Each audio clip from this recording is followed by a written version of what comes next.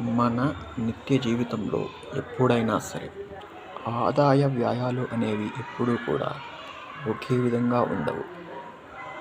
మనం సంపాదించే ఆదాయాన్ని బట్టే ఖర్చులు కూడా నిర్ణయించబడతాయి. ఆదాయం యొక్క స్థాయి అనేది తక్కువగా ఉన్నప్పుడు ఖర్చులు కూడా ఆ స్థాయిలోనే కొనసాగుతాయి.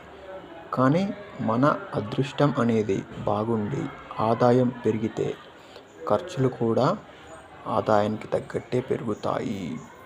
ఆదాయం అనేది పెరిగినా కూడా ఖర్చులు మాత్రం తక్కువ స్థాయిలోనే చేస్తాను అని అంటే మాత్రం ఎప్పటికీ